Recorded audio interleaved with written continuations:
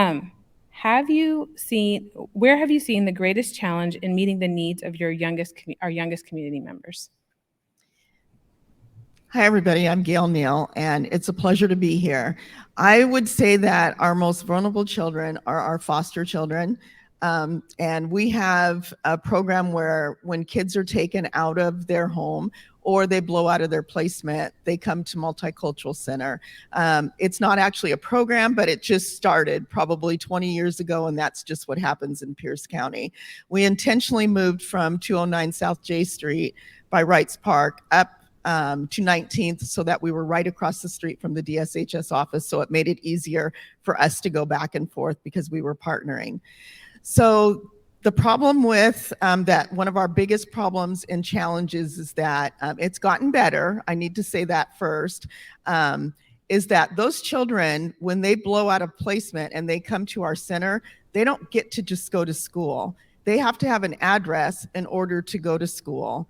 With online schooling, it has helped, but sometimes we have kids in our center for 2, 3, 5 months that are waiting to get into a school. And they can't go until they have a regular placement. And sometimes they are going to different homes for 30 days.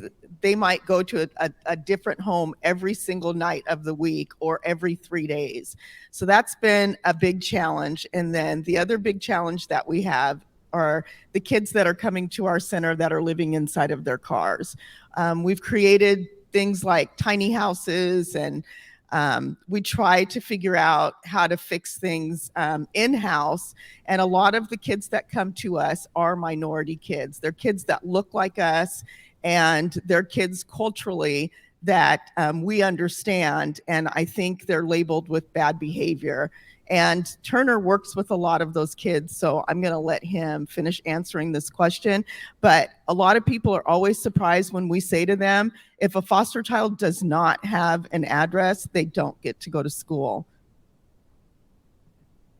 My name's Turner Cagle, and just like she said, thank you guys for listening to us and hearing our voices. I was just talking to our table here about movement, and I have Mr. Pleasant here who just did the music and movement piece.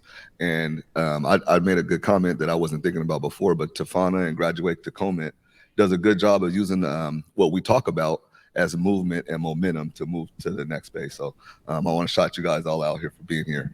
One thing that Mr. Pleasant talked about is the music and movement piece. A few years ago, I was always going into the schools that we serve and trying to de-escalate behaviors so that our brown and colored kids aren't getting suspended from school and getting that paperwork that follows them all the way through their lives. So we were de-escalating their behaviors. When we started doing the brain dance in the morning, those kids were excited to go to school, and I noticed that those behaviors had changed. Now, to talk about our most vulnerable, like Ms. Gail said, our foster kids, they're showing up with trauma. And with that trauma, there's what some people call challenging behaviors. I call those actions that are directly impacted by the way they feel. If they don't feel good, then they act that way. And so if we meet the needs of those children, and before we send them to school, and when they get back from school, they have a better chance at academic success.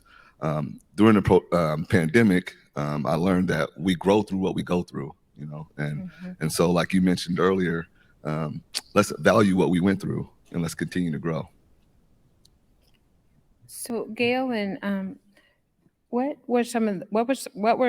surprised you most about addressing the time during the pandemic? Probably what surprised me, can you hear me? Mm-hmm. Yeah, probably what surprised me the most was how resilient not only my staff was, but also the kids. And what surprised me is how Pierce County pulled together. I was mentioning at the table that I'd go home and watch the news, and other places, hopefully no one's from Seattle, but other places like Seattle, Okay. I would see so many things going on that were just heartbreaking. And I felt like Pierce County had pulled together. Organizations were working together, schools were working together, Josh and other principals, superintendents came down and saw what we were doing, asked what we needed. We were doing 19 different schools. We had kids coming from 19 different schools doing online schooling. But the other thing is Multicultural Center is not just a child care facility. We have 33 other state programs. So we help with housing and we help with recovery.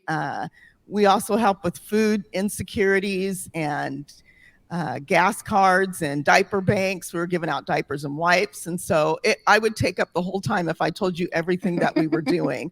The one thing that we learned to do was to ask for help when we needed it. And we were surprised at how much we got it. It's just like when we got to the point where we ran out of storage room, I said, well, the worst he can say is no. So I called Josh and said, here's our problem. Is there any way that you can help us? And I was surprised at all of the neighboring organizations that got together and supported one another. It felt so good. I've done this job for 36 years, and I will tell you that Pierce County was amazing at how all the organizations pulled together, got on the phone every week and talked about resources and what people needed.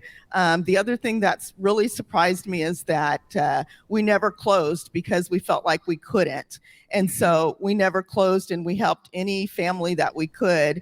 And it was surprising because we did so well because of all the organizations that pulled together and got on the phone with each other every week. And Graduate Tacoma, all of you know, they're just so amazing. Tafana is just right there, phone call away all the time. So I'm looking forward to Pierce County getting even stronger. Sorry, I'm getting off on a soapbox, but boy, if you think about it, everyone think about what things were like 3 years ago, and the people that you know now and the organizations that actually work together.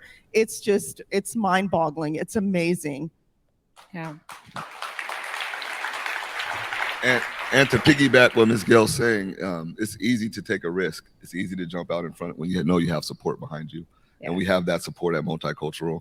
And so I hope that all the other agencies know that they have that support too, so they can take those same risks. What Ms. Gail is explaining is when I first started as a preschool teacher, we were taking on the whole child approach. And we all know what that is and everything that goes with the child. So then we started moving into the whole family approach.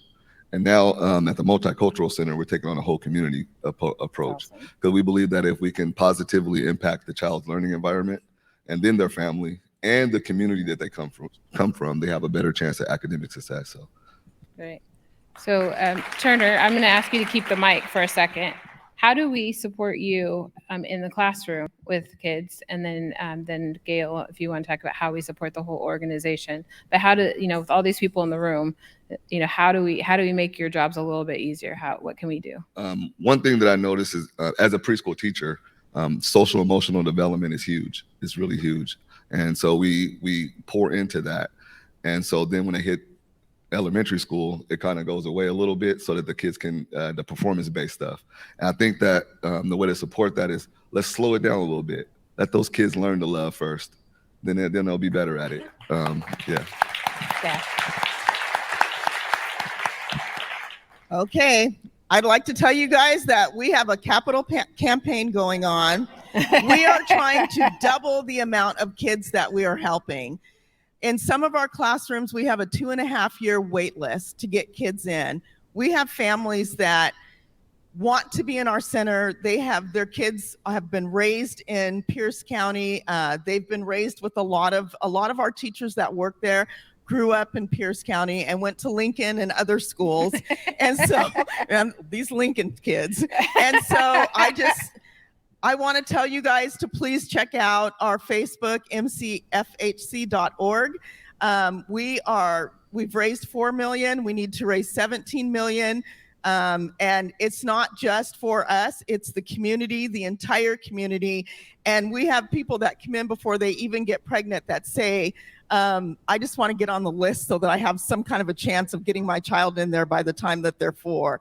And the other thing is we work with a lot of parents that are getting out of incarceration, parents that are getting their kids back. And They already have a bad outlook on the state system, so they want their kids to be there. And we want to be able to make our community better. So definitely check out our fundraisers. And if you've never been to Multicultural Center before, please come on a tour. We do them every month. I promise you this. It will be life-changing for you. I say that to people, and when they leave, they always say, I had no idea. So please come and visit.